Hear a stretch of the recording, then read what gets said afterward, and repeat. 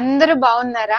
అవును పిల్లలు, పోయిన వారం మీ అందరికి ఒక వాక్యాన్ని చెప్పాను కదా, దానికి ఆన్సర్ మీ అందరికి దొరికిందా? విలువ పెట్టి కొనబడిన వారు గనుక మీ దేహముతో దేవుణ్ణి మహిమపరచుడి. మొదటి కొరింథీయులకు రాసిన పత్రిక 6వ అధ్యాయం 20వ వచనంలో ఉంది. మీ ఆన్సర్ కరెక్టేనా పిల్లలు? అయితే వెరీ గుడ్.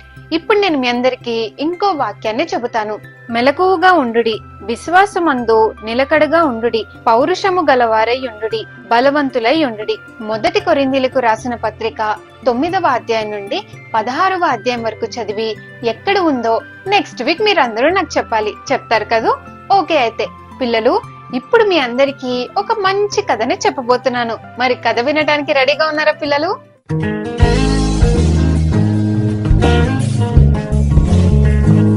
ఒక దట్టమైన అడవిలో 3 ఆవులు ఉండేవి పిల్లలు. ఆ 3 ఆవులు బ్రౌన్ కలర్ ఒకటి, బ్లాక్ కలర్ ఒకటి, అలాగే వైట్ కలర్ ఒకటి ఉండేవి. ఈ 3 చాలా మంచి ఫ్రెండ్స్ అన్నమాట.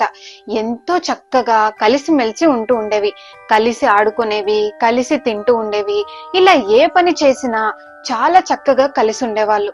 వీరిని చూసి అందరూ అబ్బా, అసలు వీళ్ళ ఫ్రెండ్షిప్ ఎంత బాగుంటుందో, ఎంత ఐక్యతగా ఉంటారో అని అందరూ అనుకునే వాళ్ళు ఆ అడవిలో.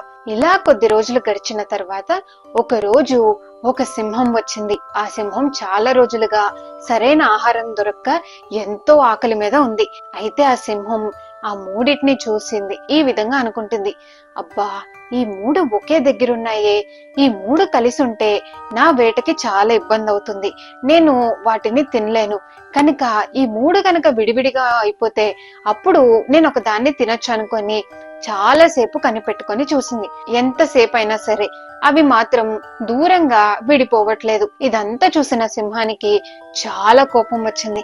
అప్పుడు బాగా ఆలోచించి ఈ విధంగా అనుకుంది, ఇప్పుడు నేను ఏదో ఒకటి చేసి ఈ 3 విడగొట్టాలి, అప్పుడు గాని నాకు ఆహారం దొరకదు అని సింహం ఒక మంచి ప్లాన్ తోటే 3 దగ్గరికి వెళ్ళింది. ఏం చేసిందంటే ఈ విధంగా అనింది, హాయ్, మీరంతా ఎలా ఉన్నారు?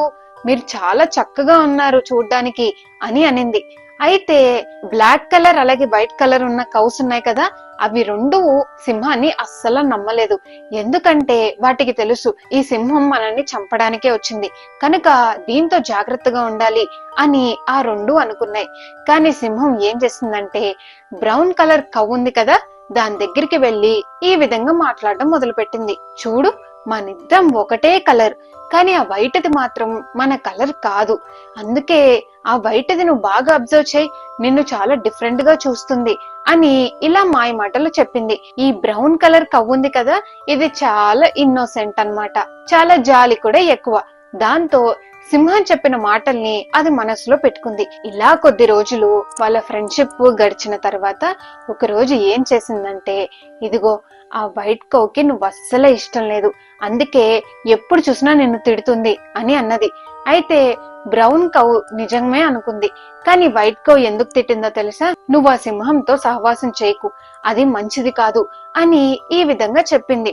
దాంతో ఆ మాటలన్నిటినీ సింహం పట్టుకొని ఒక మంచి ప్లాన్ వేసింది. ఏమనంటే, నువ్వు బ్లాక్ కౌతో మాట్లాడుతూ ఉండు, ఈ లోపు నేను వైట్ కౌని తినేస్తాను అని చెప్పగా పాపం ఈ బ్రౌన్ కౌ నిజమే అని నమ్మి ఆ బ్లాక్ ని దారి మళ్లించగా ఆ సింహం కాస్త వైట్ దాన్ని చంపి తినేసింది. దాంతో ఇక బ్లాక్ దానికి చాలా కోపం వచ్చింది. ఇక బ్రౌన్ దాన్ని తిట్టడం మొదలు పెట్టింది. చూడు, నీ వల్లే ఈ రోజు మన ఫ్రెండ్ చచ్చిపోయాడు అని దాన్ని తిడుతూ ఉండగా ఇదే మంచి టైం అనుకొని సింహం ఏం చేసిందంటే, నీ స్నేహితుడు అలా తిడుతున్నాడని నువ్వు ఏమి అనుకోకు, నేను నీకు మంచి కోరడానికే నీకు చెప్తున్నాను అని ఇలా మళ్ళీ బ్రౌన్ దాన్ని తన వైపుకి తిప్పుకుంది. అయితే ఇంకొక రోజు మంచి ఆకలి మీద సింహం వచ్చి ఏం చేసిందంటే, బ్రౌన్ దాంతో మాట్లాడుతూనే ఆ బ్లాక్ దాన్ని కూడా చంపి తినేసింది. ఇక అప్పటి నుండి ఆ 2 కౌస్ చచ్చిపోయాయి కదా, ఇంకా వీళ్ళిద్దరూ మంచి ఫ్రెండ్షిప్ చేస్తూ ఉండేవారు. ఇలా కొన్ని రోజులు గడిచిన తర్వాత ఒక రోజు సింహానికి బాగా ఆకలి వేసింది.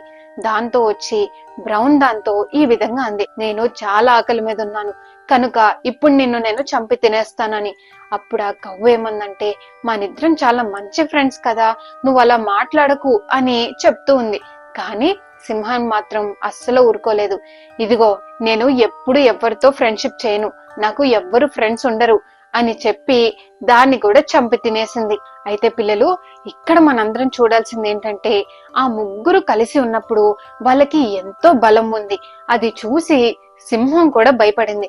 కానీ ఎప్పుడైతే వాళ్ళందరూ విడిపోయారో అప్పటి నుంచి వాళ్ళందరూ బలహీన పడిపోయారు. కనుక ఎప్పుడైనా సరే ఐక్యత కలిగి ఉన్నప్పుడు మనం ఎంతో బలంగా ఉంటాము.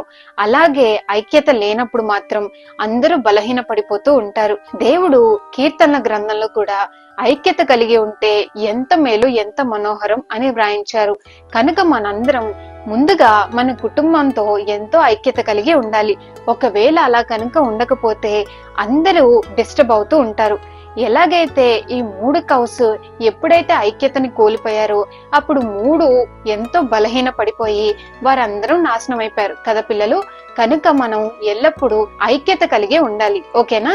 ఇక వచ్చే వారం ఇంకొక మంచి కథతో మళ్ళీ మనం సంతోషంగా కలుద్దాం. బాయ్ పిల్లలు.